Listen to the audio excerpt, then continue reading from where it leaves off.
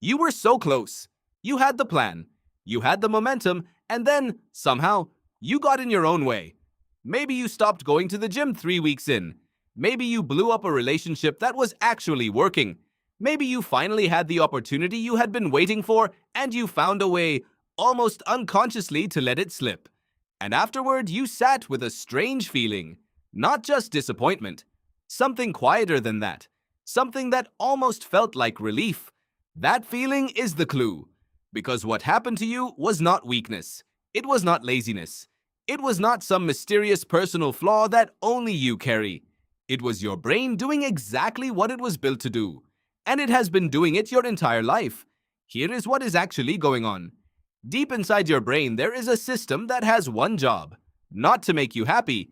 Not to help you succeed. Its job is to keep you alive by keeping you the same. Neuroscientists call it the homeostatic impulse.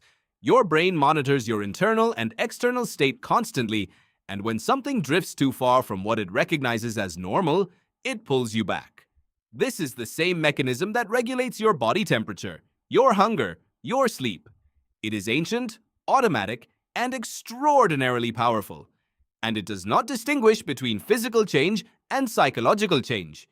To your brain, becoming a new version of yourself is not growth. It is a threat. It is unfamiliar territory. And for 300,000 years, unfamiliar territory got people killed. The psychologist and researcher Bessel van der Kolk has spent decades studying how the brain responds to change and trauma. His core finding is simple and unsettling. The brain does not want to move forward. It wants to return to what it knows, even when what it knows is painful. Even when what it knows is not working. Known pain is safer than unknown possibility. Read that again. Known pain is safer than unknown possibility. This is why you go back to the person who was wrong for you. This is why you recreate the same arguments in every new relationship. This is why you can change your job, your city, your friends, your entire external life, and somehow end up in the exact same emotional situation 6 months later. You did not fail. Your brain succeeded. It brought you back to its baseline. But there is a second layer, and this one is harder to see. The psychologist Albert Bandura introduced the concept of self-efficacy in the 1970s. It is the belief you hold about your own ability to succeed in a specific situation, not your actual ability, your belief about it. And here is what Bandura discovered. Your self-efficacy is not fixed. It is built from experience. Specifically, it is built from your history of success and failure in that domain. Every time you quit early, every time you self-sabotaged before the result could arrive, you added a data point to your own internal file that says, this is not something you do. Your brain builds an identity from these data points. Researchers call it your self-concept. And your self-concept is not just a description of who you are. It is a prediction of who you will be. And your brain is deeply, sometimes violently, committed to making that prediction come true. This is called self-concept consistency, and it operates like gravity. When your actions start to drift too far from your self-concept, your brain experiences something called cognitive dissonance. It is an uncomfortable internal tension, like two pieces of the same puzzle that do not fit, and your brain will do almost anything to resolve that tension. If your self-concept says you are someone who does not finish things, and you are suddenly 3 weeks from finishing something, your brain begins to generate interference, distraction, doubt, sudden exhaustion, the overwhelming feeling that you are a fraud, that this success was a mistake, that it is only a matter of time before everyone finds out. This is what researchers call the imposter experience, and it is not a reflection of your actual competence. It is your self-concept trying to drag you back into alignment. Psychologist Pauline Clance first documented this pattern in the 1970s, studying high-achieving academics who were convinced their success was accidental. These were objectively accomplished people, and yet every achievement felt like borrowed time, like they had fooled someone, because internally their self-concept had not yet caught up to their results. The achievement arrived before the identity did, and the brain found that gap intolerable. Now here is where it gets even more specific, because it is not just about your identity in general, it is about your family. The therapist and researcher Murray Bowen spent decades studying what he called the family emotional system. His central finding was this: every family develops an emotional equilibrium, an unspoken set of rules about who gets to be what. Who is the successful one? Who is the one who struggles? Who is the one who stays small so others can feel comfortable? And when you try to break out of your assigned role, the system pushes back. Not always consciously, not always with bad intentions, but the family system wants to maintain its balance. And if your growth disturbs that balance, the people closest to you will, often without knowing it, begin to apply pressure.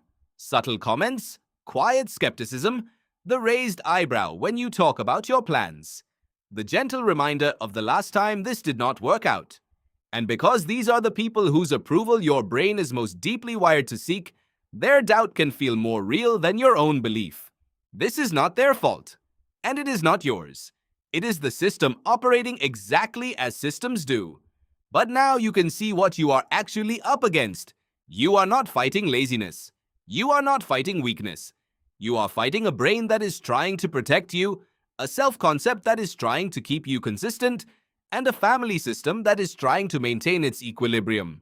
All at the same time, all automatically, all largely invisible. So what do you do with this? The first thing is to stop calling it sabotage. When you call it self-sabotage, you frame yourself as the enemy. You frame your own brain as something working against you, and that framing makes you less capable, not more. Because now you are in a war with yourself, and wars fought inward tend to destroy the territory they are meant to protect. The researcher Carol Dweck at Stanford University has spent decades studying what she calls the growth mindset. Her core finding is not that positive thinking changes outcomes. It is far more specific than that. What changes outcomes is how you interpret the moments of friction. The people who improve over time are not the ones who feel no resistance. They are the ones who expect resistance and interpret it as information rather than judgment. When the doubt arrives, they do not think, "I knew I could not do this." They think, "This is what it feels like to push past the edge of my self-concept. This is normal. This is the friction of growth, not the signal of failure." That reframe is not just motivational language, it is neurologically meaningful, because the story you tell about your own resistance literally changes how your brain processes it. It changes whether the experience adds to your self-concept as someone who quits or as someone who pushes through. The second thing is to update the identity before you try to update the behavior. Most people try to change what they do and hope that changes who they are.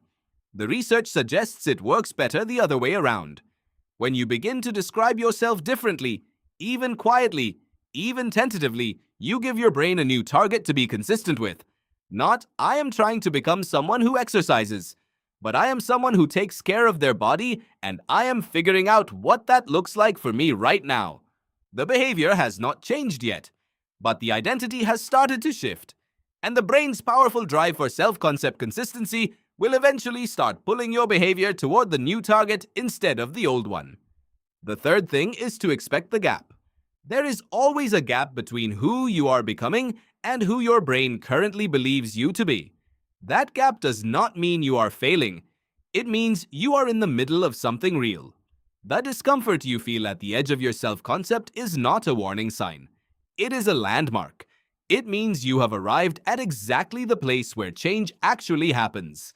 Your ancestors did not have the option of becoming someone new. Their survival depended on staying predictable, staying known, staying inside the familiar boundaries of the tribe and the self. You have an option they did not have. But your brain has not fully received that update yet. So the next time you feel yourself pulling back from something you actually want, notice it without judgment. Ask what your brain is protecting. Recognize the homeostatic pull for what it is. Not a verdict on your worth. Not proof that you cannot do this. Just a very old system, doing a very old job, in a world that has moved on without it. You were so close, and this time, you know why. Which means, this time, the story does not have to end the same way.